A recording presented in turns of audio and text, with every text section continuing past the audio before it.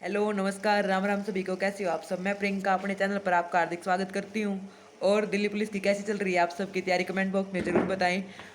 मेरी पिछली जो वीडियोस मैंने जो डाली है उसके नीचे बहुत कमेंट आ रहे हैं कि जीएस को कैसे तैयार करें, जीएस के लिए मैंने क्या पढ़ा था, कहाँ से जीएस तैयार करी थी, कौन सा टीचर बेस्ट रहेगा, कौन सी बुक बेस्ट रहेगी, उसके रिगार्डिंग ही आज बात करते हैं। अभी जो 2025 में दिल्ली पुलिस की 4 वैकेंसी जाने वाली हैं, ड्राइवर की, AWTPO की, SCM की और दिल्ली पुलिस कांस्टेबल की और ड्राइवर की भी।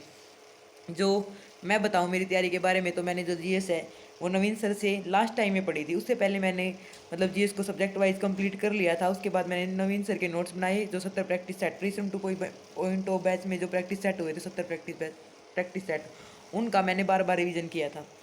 और नवीन सर जो अभी तक नवीन सर ने जो नायक सीरीज, विजेता सीरीज जो करवाई है, अभी मैं उनको कर रही हूँ, अभी से कर रही हूँ। नोट्स बना रखे हैं मैंने एक बार तो नायक सीरीज़ के, और विजेता सीरीज में अभी कंप्लीट कर रही हूँ, उनका भी रिवीजन करूँगी। जो दिल्ली पुलिस कांस्टेबल में है, जीके का पोर्शन 50 नंबर का रहता है, जिसमें 6 से 7 क्वेश्चन हिस्ट्री के, 6 से 7 क्वेश्चन पॉलिटिकल के और 2 से 3 क्वेश्चन इकोनॉमिक्स के और बायोलॉजी के भी, मतलब सॉरी साइंस के टोटली 2 से 3 क्वेश्चन रहते हैं, जिसमें बायोलॉजी के ही आते हैं। फिर उसके बाद आते हैं स्टैटिक जीके, जो सबसे मेन है, स्टैटिक जीके और करंट अफेयर और स्टैटिक जीके, जिसमें से स्टैटिक जीके का ज़्यादा मेन रोल रहता है। स्टैटिक जीके कम से कम 12 से 13 क्वेश्चन नंबर की आ जाती है। अगर हम स्टैटिक जीके में अच्छा खासा स्कोर कर लेते हैं तो कहीं ना कहीं हम जीके में अपने आप को बेहतर स्टैंड कर रहे होते हैं। और जो बच्चों के कमेंट आते हैं कि जो नवीन सर के जो 70 प्रैक्टिस सेट हैं, क्या वो काफ़ी होंगे। अगर देखा जाए तो है ना, जो नवीन सर के जो 70 प्रैक्टिस सेट उन्होंने उसमें लगभग अपना सारा कंप्लीट करवा रखा है।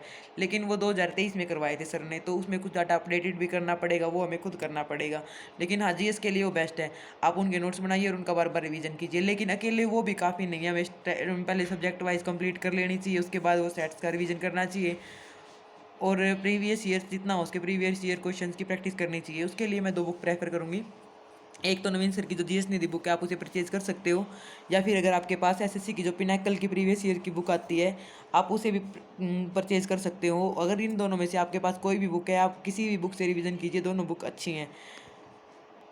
जीएस के लिए सबका अलग तरीका होता है। किसी को सिर्फ एक बार क्लास लगाने से याद हो जाता है, किसी को बार बार पढ़ना पड़ता है, किसी को बार बार नोट्स बनाने पड़ते हैं।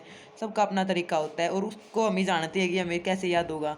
और सबसे मेन रहता है रिवीजन। जितनी बार रिवीजन करोगे ना, उतनी जीएस आपकी पक्की हो जाएगी। इसका और कोई मंत्र तरीका कुछ भी नहीं है। जीएस को जितना पढ़ोगे, जितनी बार पढ़ोगे, उतना याद होती चली जाएगी।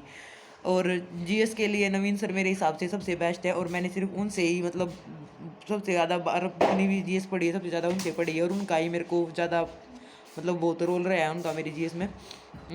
हाँ, अब आते हैं करंट अफेयर। करंट अफेयर के लिए बच्चे है ना डेली 1 से 1.5 घंटा लगभग करंट अफेयर में वेस्ट कर देते हैं, जिसका कोई फ़ायदा नहीं है। अगर आप है ना मंथली करंट अफेयर कंप्लीट कर लेते हो, टॉपिक वाइज कर लेते हो, वो आपके लिए एग्जाम टाइम में काफ़ी है। अगर करंट अफेयर हम कितने भी पढ़ लें, हम सारे क्वेश्चन तो फिर भी नहीं कर पाएंगे, तो इसलिए करंट अफेयर को ज़्यादा टाइम देने की कोई ज़रूरत नहीं है। आप नेक्स्ट एग्जाम करके एक चैनल है, अगर आप डेली करंट अफेयर करना चाहते हो तो उन्हें फॉलो कर सकते हो, क्योंकि वो है ना 15 से 20 मिनट की वीडियो डालते हैं, और उसके अगर हम नॉर्मल स्पीड में देखते हैं ना, तो क्वेश्चन हमारे माइंड में रह जाते हैं। मैं तो उनसे ही करती हूँ, उसको लिखने की भी कोई ज़रूरत नहीं। एग्जाम टाइम में हम मंथली जी करंट अफेयर के नोट्स बना लीजिए और उनका रिवीजन कीजिए, और ऐसे ही टॉपिक वाइज जो करंट है उसको कंप्लीट कर लीजिए, आपका करंट अफेयर का पोर्शन कंप्लीट हो जाएगा। और स्टैटिक जीके के लिए अगर आप बुक परचेज करना चाहते हो तो नवीन सर की RWA पे जो नवीन सर है, उनकी एक स्टैटिक जीके की स्पेशल बुक आती है, आप उसे परचेज कीजिए। उसमें उन्होंने ना प्रीवियस ईयर करवा रखे हैं और अच्छे से टॉपिक सारे क्लियर कर रखे हैं। किरण की हाँ, अब करंट अफेयर के लिए ना आप पूछोगे मैंने कहाँ से मंथली करंट अफेयर करिए। करंट अफेयर आप मंथली करना चाहते हो, कुमार गौरव सर भी बेस्ट हैं, लेकिन मैं क्लास मेरे से ज़्यादा लगाई नहीं जाती, तो जो टेक्स्ट बुक पर जो मंथली करंट अफेयर है मैंने उसके नोट्स बनाए, तो मैं तो उनका रिवीजन करती हूँ।